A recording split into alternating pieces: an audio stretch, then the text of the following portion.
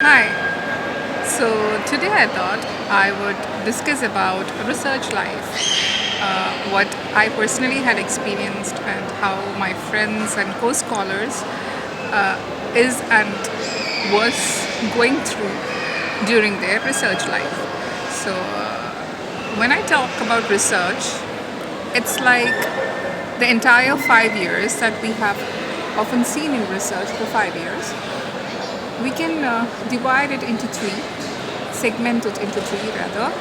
The first 1.5 years, then goes the 2 years, and then the final 1.5 years.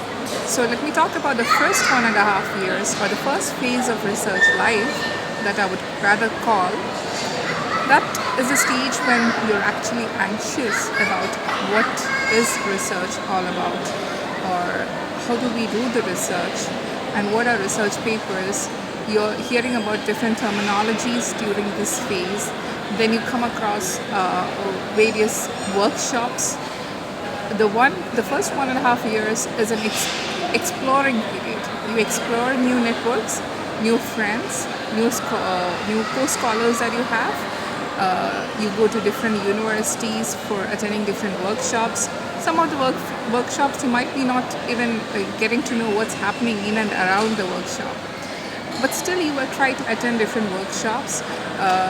You try to gain more friends, networks, then more concepts, but still you're still in an anxious phase of what is actually a research all about, or how, or what are you going to do in research.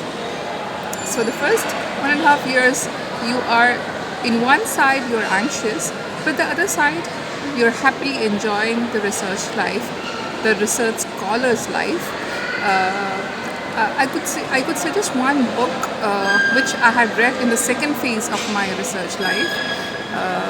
The book is named Empirical Research in Social Science. It is authored by Prof.P. Poduval. I would describe about the book, and the details of the book I would present it in my description box. This book is all about an anxious researcher. It's a good friend, especially the first phase of the research. Those who are doing in the first phase of the research, this book is a real good friend. So you could just go through the book, read the book. You'd get it'll be a good comfort for you during this first phase of your life, of your research life, if you're able to get through this book. So it's good. Just give a reading for this book. I think you will also love it. I was actually reading it in my second phase, and I was like, wow, this is what I had experienced in my first phase. So that was a complete glance into the first phase of research life. That is the first 1.5 years, where you are getting to know about the different angles of research, the networks, the research papers, the workshops. Then you're trying to grab various things like how, when, what, why of the research in this very phase.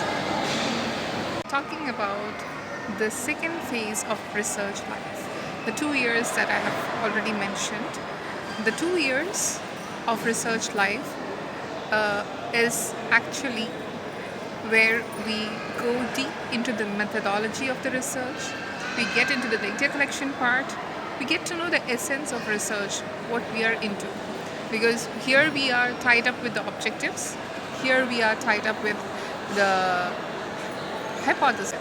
So we get to many serious discussions with our guide, with our experts in the research area, then with our co-scholars, with our those who are ready and willing to help us out. So this is a beautiful phase. Second phase of the research life is when actually we get in touch with research and we get into the depth of the research. Now, talking about the final phase, or the last 1.5 years that we have, which I would rather call the roller coaster phase. It is when the bombarding of research thoughts in our mind occurs. It is where the findings and analysis and the chapters of the thesis and the deadline of our research submission, the pre-submission era, all these are, in a queue or in an array of thoughts. So that's when we get the most pressured out or stressed off or in a unhealthy lifestyle that we continue, especially because we need to submit it at the earliest, or we are in a very pressured zone. So this phase is what I would rather call the roller coaster phase, because we have so much of thoughts of winding up the research, but we are not satisfied at some end because we really feel that okay, we need to do more about it, or our guide would be like we have to do some more into it, or some more concepts have to be added to it, or we are not yet finished, or we still need to revise our tools of research. So this is a phase which actually the researchers think about different arena of research, different what our research winding time is, or when should we submit this, or when should be our presentations be done, and so many pressures from all the angles of life, and you are actually imprisoned with thoughts. So these are the few glances of the three phases that I have spoke about. The first phase, or the anxious phase that I would rather call. Then second phase, where we are tiptoeing into the research, and the final roller coaster phase. So this is just a flip into the research life. But when you talk deeply about this, each phase has its own importance. Each phase brings a researcher or fine-tunes a researcher to a better research scholar with so much of new concepts. You get into new areas of research. You are actually grabbing a good research work through the entire research life. So just like a cocoon to a butterfly, a research life is as beautiful as that.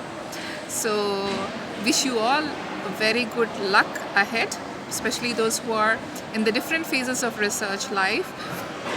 Don't worry, research is something that we continue, and PhD life is just a baby step to the entire research. So good luck ahead. And these are thoughts that I had random right now. If you have any opinions to share, or you have any comments to share, please do comment, and we would really love to have a good discussion on that. So take care.